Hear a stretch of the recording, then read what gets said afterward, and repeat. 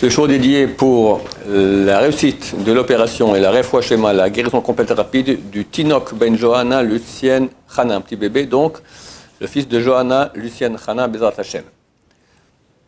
Je voulais vous parler d'un sujet super important, super actuel, super difficile. Et Bezrat Hashem, j'espère que ça va nous aider, moi en premier, un peu sortir de l'embourbement dans lequel nous nous trouvons. Chacun, on va parler un peu Kabbalah, un peu mystique juif. Il y a un livre de Moussar qui était écrit par le plus grand kabbaliste de tous les temps, Rabbi Chaim Vital, donc l'élève de Hari, s'appelle Sha'arei Kedusha. Et là-bas, il dit que les mitzvot sont insérés dans les midot. Les midot, il y a 4 midot principales qui correspondent aux 4 lettres du nom de Dieu, Yud Ke Vav Ke. Je ne me souviens plus quelle lettre correspond à quelle mida, je ne sais même pas s'il le dit là-bas dans le livre. En tout cas, dans la Kabbalah plus profonde, ils disent chaque lettre correspond à quelle mida.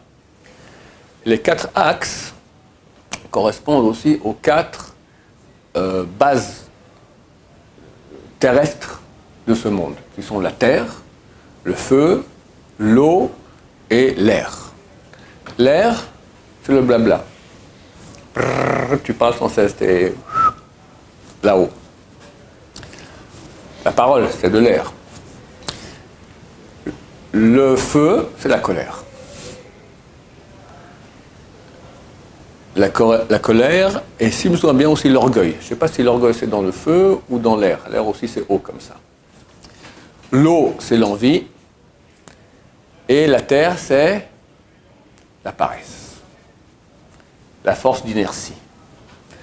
Nous, et je m'inclus avec vous, parce que vous, je vous connais tous les matins, c'est moi qui vous réveille, mais moi-même, je me réveille aussi le matin, tous les matins pour faire l'expérience de la force d'inertie extraordinaire qu'il y a chez l'être humain. Ça varie entre 30 secondes dans les bons cas et en 2 heures, d'accord, l'effort de se lever du lit. Il dit un type, une fois, il arrive à la yeshiva, midi, il rentre dans le Beth Midrash, il dit ce matin j'ai eu une bataille contre le Yetzer Hara pour me lever, terrible. Pendant 4 heures on s'est battu, mais à la fin j'ai gagné. Bon, ça c'est gagné au moins une fois. Le Rav Eliashiv, le grand de génération, décédé il y a quelques années à l'âge de 106 ans, quand il était vieux déjà, on a mis une caméra dans sa chambre pour voir qu'il n'y ait pas de problème, pas qu'il tombe, il est très vieux déjà. Alors, il dormait 4 heures par nuit, je crois. Et on le voyait quand le réveil sonnait, clac, il s'assied sur son lit, il faut attendre quelques secondes, tac, il se levait. Pas rester au lit, il commençait un peu sortir du sommeil et atterrir sur terre.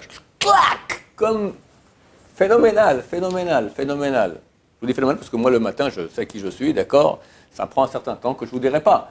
Mais ça prend un certain temps, d'accord, c'est pas facile. Et combien c'est bon quand tu vois encore.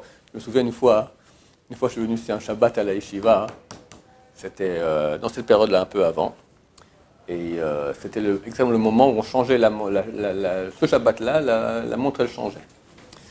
Alors tout le monde a changé, et moi, dans mon bureau, je n'ai pas changé la montre, d'accord. Donc je dors dans le bureau, le matin je me lève, d'après l'heure ancienne. Et je vais réveiller tout le monde le matin, comme ça, c'est 7h30, et en fait c'était 6h30 du matin. Et tout le monde se lève difficilement, tout ça. Après, tout coup, dans mon bureau, je comprends que je me suis trompé. Désolé, messieurs, je m'excuse vraiment, merde, mais vous pouvez dormir encore 3 quarts d'heure. Rav, on vous aime. Quel bonheur de pouvoir dormir encore 3 quarts d'heure le matin, d'accord? C'est comme si je vais donner, qu'est-ce que je vais donner? Je vais payer un voyage 3 semaines en croisière, d'accord? L'amour du lit. Cet ennemi, que je peux appeler l'ennemi public numéro 1, s'appelle la paresse. Le Yetzer Hara a une mission extrêmement grande de nous faire rater notre vie. Chaque fois qu'on a l'occasion de faire une mitzvah, il vient et nous donne une lourdeur, une paresse, une non-envie qui est motivée par rien d'intelligent. Le roi Salomon a écrit un livre qui s'appelle Michelet, Proverbe, traduit en français. Là-bas, il parle du paresseux, entre autres. Et il dit, le paresseux, on lui dit, va, lève-toi, il y a ton rave qui est dans les environs, va étudier chez lui. Il dit, j'ai peur qu'il y ait un lion sur la route. Après, on lui dit, ah ça va, il est dans la ville. Non, j'ai peur du froid. Après, j'ai peur qu'il fasse chaud. Après, il est dans ta maison. Ah, j'ai peur que la porte va être fermée. Même amener sa fourchette à la bouche, des fois, il est fatigué. Les arguments du SRA apparaissent, c'est rien. D'habitude, il y a des quand tu veux faire quelque chose, voilà, tu as un argumentaire du mal, un argumentaire du bien. Il faut voir, il faut découpiller les mauvais arguments du mal pour faire le bien et pas tomber dans le panneau. Mais d'habitude, l'argumentaire du mal, de la paresse, il n'a rien à dire. Tout le temps, je suis fatigué. Plus tard, bientôt, je vais réfléchir à la question. Histoire de gagner, Bezrat Hashem. Histoire de gagner encore un peu de rien faire. Et c'est phénoménal ce qui nous fait perdre. Phénoménal. Quelqu'un peut toute sa vie arriver en retard à la prière. Mais vu que c'est important de commencer la Hamida avec tout le monde, alors il cavale, c'est plus une prière, c'est la course aux chevaux, d'accord? Il se parle vite pour essayer d'arriver ou sauter des passages. Et il est en pression, il n'est pas bien. Et des fois il rate, il n'arrive pas à commencer la prière. Des fois déjà il a fait Yéhouch, il s'en fout, c'est terminé pour lui commencer après avec tout le monde. Là pendant Hanouka, j'étais épaté. Donc, on a eu 5 jours de congé, n'est-ce pas? Alors, je suis allé dans une prière du quartier, d'accord? Alors, ça commençait à 7h15 la prière. Je vois un type, tous les matins, il arrive à 7h30. Alors, c'est fini, on est déjà enclenché. Et il prie très long, avec Kabbalah, tout ça. Mais il a commencé 10 minutes en retard, la Hamida déjà, il est complètement en retard, il est dans les choux. Alors, la première fois, je me suis dit, bon, le pauvre, c'est dommage. Deuxième matin, idem. Troisième matin, idem. Il est programmé à venir. Il y a un autre minyan, c'est un endroit. Il y a un autre minyan qui commence. Il s'est programmé d'arriver en retard et prier en retard. Et si je comprends bien, c'est comme ça pour les 50 ans à venir. À moins que quelqu'un, Hachem lui fasse se réveiller. Mais il a raté une bonne partie de sa vie au niveau de la prière. La prière, c'est un cadeau qu'Hachem nous donne tous les matins de pouvoir s'adresser à lui. Et c'était établi par des prophètes. Et les mots que tu dis, c'est un impact extraordinaire. Et tu le vois, il rate énormément. Ok, alors s'il y a une bonne raison, il est parti toute la nuit, aider la veuve et l'orphelin, qu'est-ce que j'en sais, sa mère était souffrante, elle était à l'hôpital, elle a raté, ok, ça va. Mais entre nous, pourquoi? Paresse. On va gagner encore quelques minutes au lit. Quel mérite il a le lit? Combien de mitzvot il nous a fait rater? Tu étudies la Torah, d'accord? Il n'y a pas de plus grande mitzvah qu'étudier la Torah. Chaque mot Torah vaut 613 mitzvot. Chaim a fait le compte qu'on peut en une minute dire 200 mots de Torah. Fais le calcul, 200 fois 613, combien ça fait? Je suis fatigué pour faire le calcul, ça fait déjà beaucoup. Si c'est dur, ça vaut fois 100. Si d'autres ne sont pas venus au shiur, toi tu es venu, tu prends leur mérite à eux. Si c'est Shabbat, c'est fois 1000. Et d'après le Rav Samal Moutsafid, dont c'est bientôt, un de ces jours-là, ça doit être, je crois, dans 5 jours, je crois. Non, je ne sais pas, un de ces jours-là. Hein? Ouais. Le père. C'était un grand kabbaliste. Il dit c'est 170 millions de fois plus l'étude de Torah, les mitzvot, le Shabbat. Donc c'est énorme. Et tu vas dans ta chambre, chercher un stylo, et tu vois le lit. Bon. D'abord tu t'assieds. Puis après tu te dis, allez, 2 minutes, vraiment 2 minutes, pour être plus en forme, pour mieux étudier après. Et après 2 minutes, allez, encore 2 minutes. Après, au point où j'en suis, allez, une bonne demi-heure, comme ça c'est certain que tout ira bien. Et puis, voilà, tu as fini la matinée dans le lit. Et le soir, c'est pas comme ça. Parce que le soir, le SRA se bat pour que tu n'ailles pas dormir. Les gens croient que la bataille, c'est le matin pour se lever. C'est vrai. Mais l'essentiel de la bataille est le soir pour aller dormir. Il y a des copains, il y a des portables, maudits, d'accord, il y a tous les trucs, il y a une effervescence de ne pas aller dormir. Comme les petits-enfants, ils n'aiment pas aller dormir. Les petits-enfants, les petits bébés, ils pleurent avant d'aller dormir, ils ne veulent pas aller dormir, d'accord? Ça va, tu n'es plus bébé. Il y a encore cette chose de, on va dormir tard, et comme ça on ne dort pas assez, Et comme ça, le matin, on ne peut pas se lever. Et même si on se force à se lever parce qu'on n'a pas le choix, parce que Rav Shaya, il passe. Alors, pendant la journée après, qui a gagné? Le même Yetzirah de la paresse. Terrible. Terrible. Pour vous dire à quel point on est paresseux, c'est un exemple que j'aime bien donner. Il y a un khatan qui vient prier avec nous le matin. Quel bonheur. Toute la synagogue est heureuse. Pas parce qu'il s'est marié, on s'en fout complètement. Parce que par le fait qu'il est là, on ne va pas dire Tahanoun. On va gagner la Matzah nous en David qu'on ne dit pas, ni Tefila et David. On a gagné 3 minutes de prière en moins. Quel bonheur, quel bonheur, quel bonheur. On dirait qu'on t'a demandé maintenant de porter des haltères, d'accord, dire un peu de Teilim. Quel bonheur. Reviens demain, reviens demain. Tu vas lui payer de l'argent, rien que pour qu'ils viennent. De quoi ça provient? Paresse. Paresse. La prière, revenons sur la prière. Ok, t'es arrivé à l'heure, admettons, même pas à l'heure. Tu fais ta Amida. Combien c'est bon pendant l'Amida de rêvasser? Arriver à dire à une Amida, on ne rêvasse pas, ça exige des efforts énormes de concentration, de ne pas laisser la pensée partir, revenir. Effort. Mais on est fatigué, on est paresseux. Et je pourrais donner des exemples, qu'est-ce que j'en sais moi? Des milliers d'exemples, toutes nos vies c'est comme ça. Il y avait un rabbin, quand il devait aller à un endroit, on invitait une bar mitzvah. Il se pose la question, est-ce que j'y vais ou j'y vais pas? Est-ce qu'il est suffisamment proche de moi, oui ou non? Alors c'est évident que dans la balance, il faut prendre le bus, aller là-bas, ou la voiture, revenir, il fait chaud, il fait froid, qu'est-ce que j'en sais? 40 000 trucs super casse-pieds, d'accord. Alors qu'est-ce qu'il faisait? Il allait jusqu'en bas de la salle de fête où il y avait la bar mitzvah, et là-bas il se posait la question. Si ce type-là, effectivement, je ne suis pas suffisamment proche de lui pour aller, il rentrait à la maison. Sinon, il montait. Pour pas qu'il ait dans le choix, que son choix soit mal fait, parce que dans la balance, il sait très bien qu'il y a ici un poids énorme, la paresse. Si chacun regarde en lui-même, il verra que pas 10 fois, pas 100 fois, peut-être 100 fois, et sûrement beaucoup plus par jour, il est confronté à cet ennemi-là. Le message de Sharim, il dit, il faut que l'homme comprenne qu'il n'est pas venu dans ce monde pour se reposer. Il est là pour bosser. Et notre nature, il dit, elle est exactement le contraire.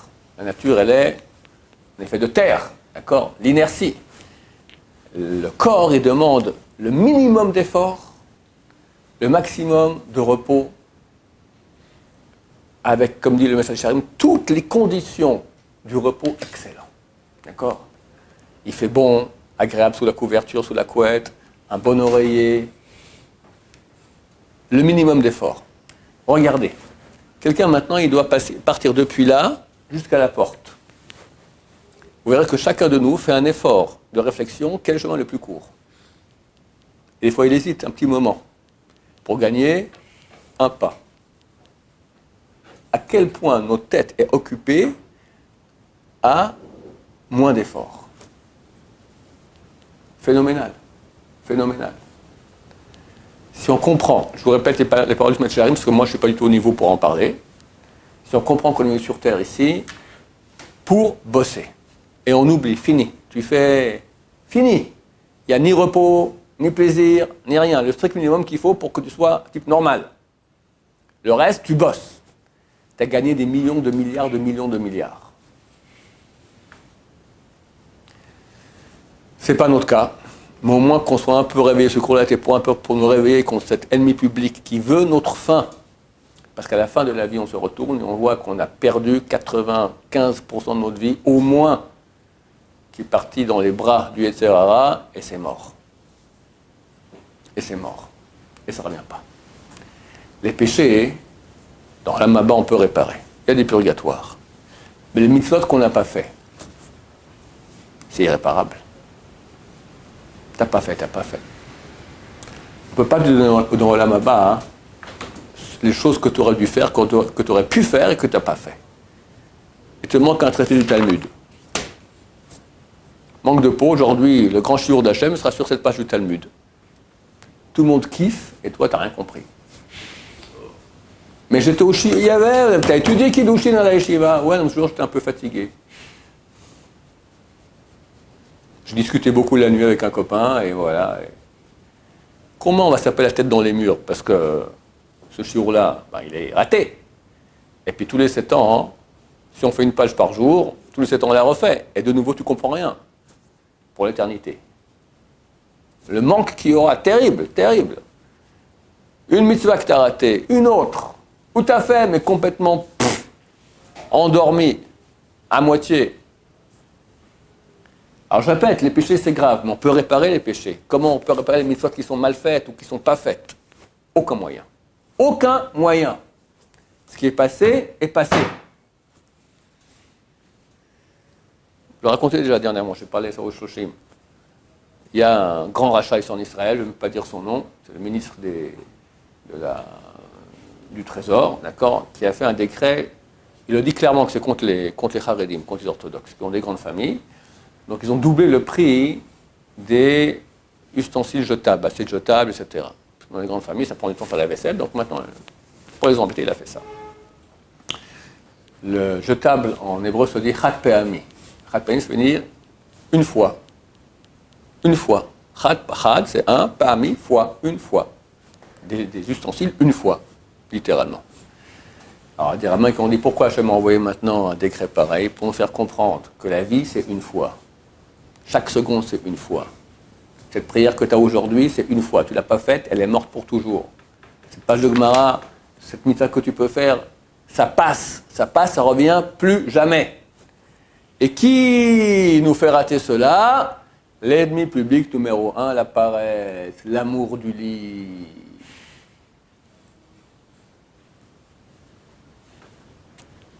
J'ai pensé dernièrement, j'ai pensé que ce serait bien que j'offre à certains élèves un petit lit miniature comme ça. Je lui dis, ton lit te manque tellement, au moins que tu es dans la poche, comme ça tu penseras à lui, ça te fera comme une photo de ta fiancée, ton petit lit. Je ne sais pas s'il préférera son lit ou sa fiancée. D'accord? La fiancée, dans les fiançailles, on aime bien, on préfère la fiancée, mais après, c'est le lit qui revient. L'amour du lit. Il y a des élèves qui j'ai dit, tu devrais écrire un roman, moi et mon lit. D'accord? Je suis parti, je suis revenu, on s'aimait beaucoup, etc. C'est malheureux, mais je vous dis, je m'inclus avec vous, hein, on est tous très très loin de ce qu'on devrait être. Au moins qu'on arrive un peu à corriger comme ça, comme il nous pique un peu, nous on doit aussi piquer un peu. Il y a un très très grand rabbin, c'est le Admor de Toldot Aaron. Vous savez, à Meacharim, ceux qui sont en zèbre comme ça, super. Il a écrit, pendant la Shoah, il a écrit un livre extraordinaire qui s'appelle Tarat HaKodesh.